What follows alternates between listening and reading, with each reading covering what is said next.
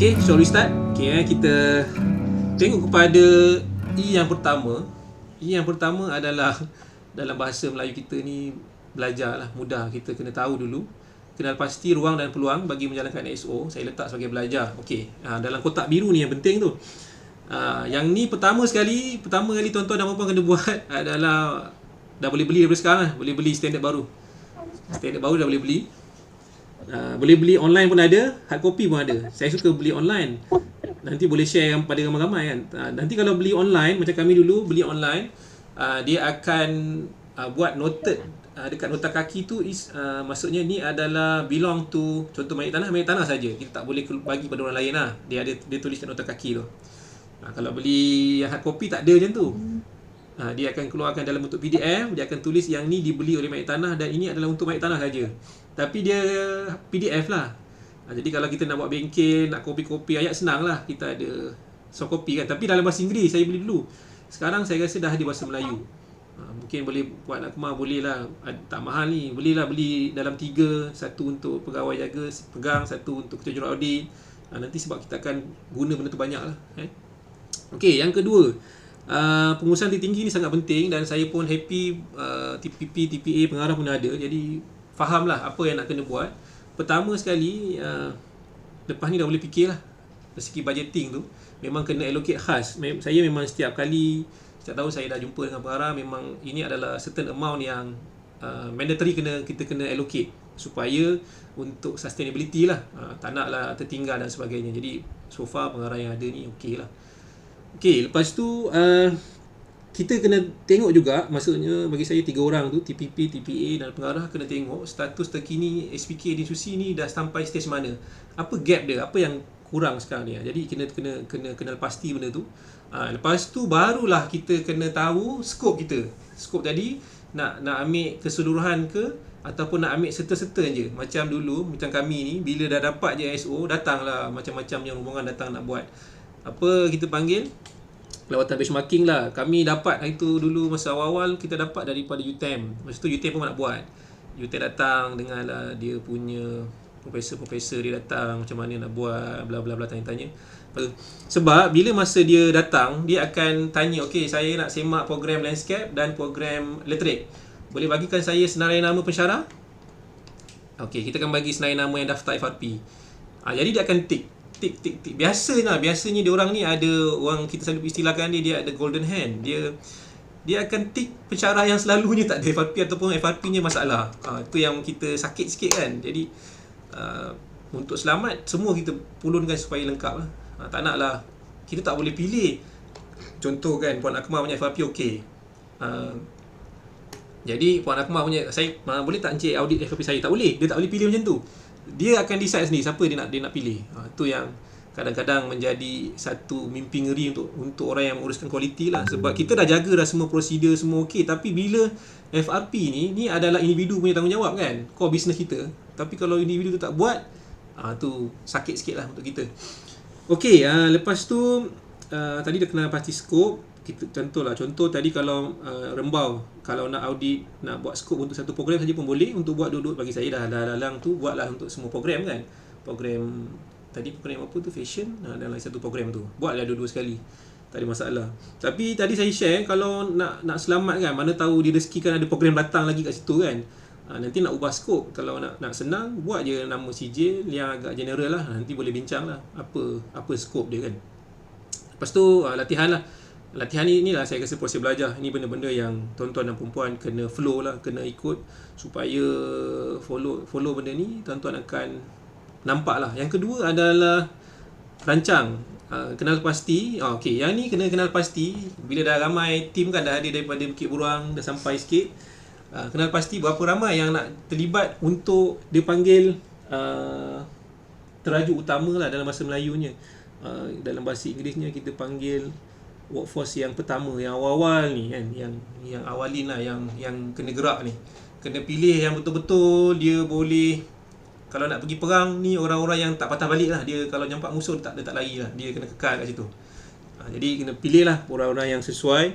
Walaupun ISO ni melibatkan semua orang, tapi untuk awal ni libatkanlah yang betul-betul yang rasa nampak dia semua okey, tapi yang betul-betul dia boleh bantulah untuk dapatkan ISO ni. Lepas tu buat target berapa bulan nak bulan berapa nak dapat. Bila nak buat bengkel, kena buat milestone lah, kena buat sikit Gantt chart dan sebagainya supaya kita akan follow apa yang kita buat. Dan tadi saya kata tadi tu kenal pasti apa kita punya proses utama dan juga proses sokongan. Ni kena kenal pastilah supaya tuan-tuan dan puan-puan tidak ketinggalan apa yang tuan-tuan nak buat supaya tidak tertinggal satu pun apa yang tuan-tuan dan puan-puan nak cover masa audit nanti. Okey, yang ketiga adalah D, iaitu mewujudkan. Okey, tadi kita dah kenal pasti, kita dah belajar. Lepas tu sekarang ni kita nak wujudkan. Macam mana nak wujudkan? Masa ni lah kita nak wujudkan dasar kualiti, kita nak wujudkan objektif kualiti.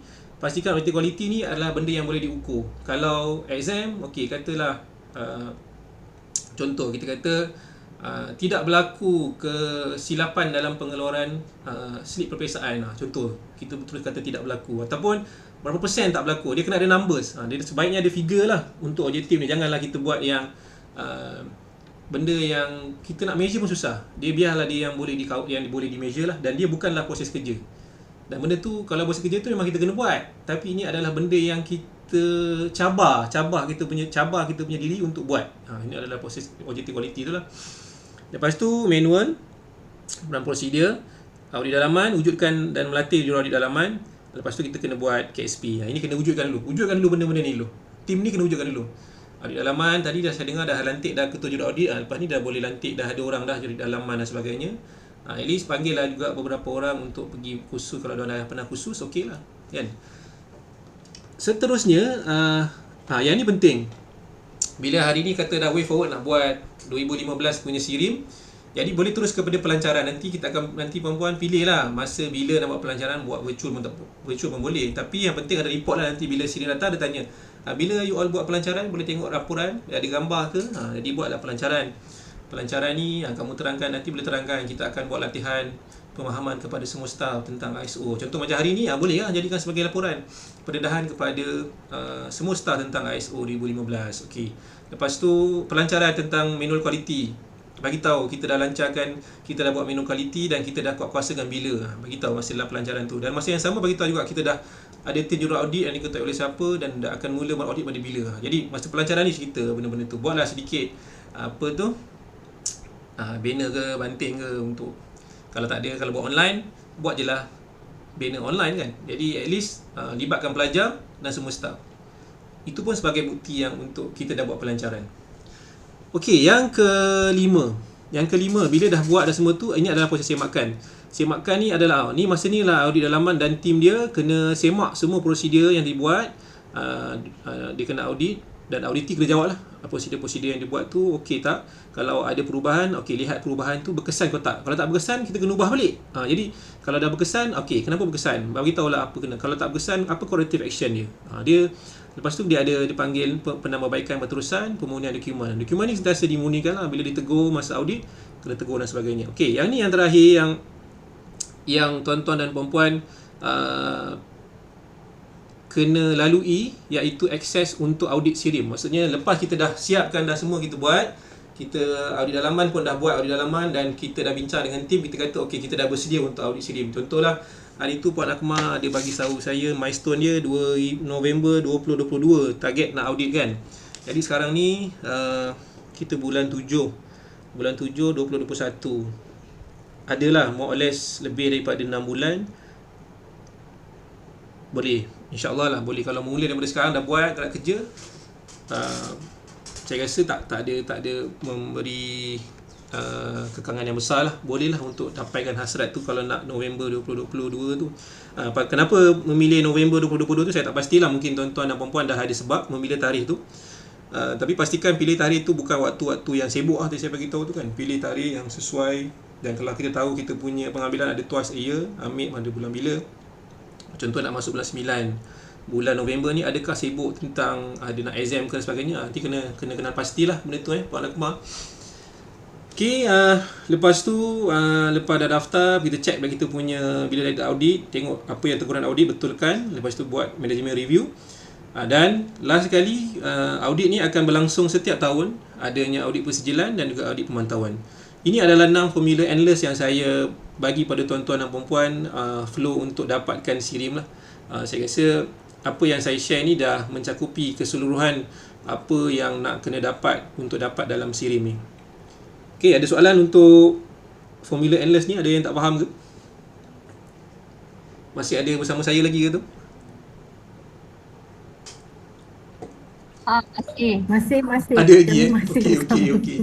Saya ni baru yang informasi tu. Saya sebenarnya bila Puan Akmal minta tu, saya rasa saya macam tak puas kalau tak bagi sampai dia punya endpoint tu sampai dekat KSP tu.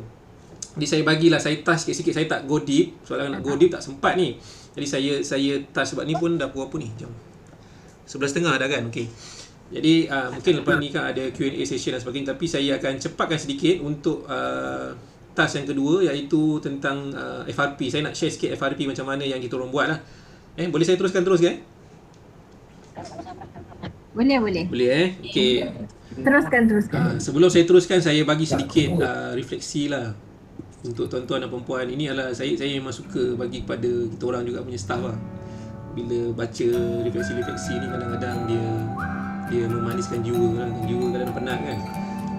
Tapi memang itulah kehidupan kita ni, kadang-kadang memang kena ada charge lah untuk kita terus menerus melakukan kerja amanah yang diberikan ni. Okey,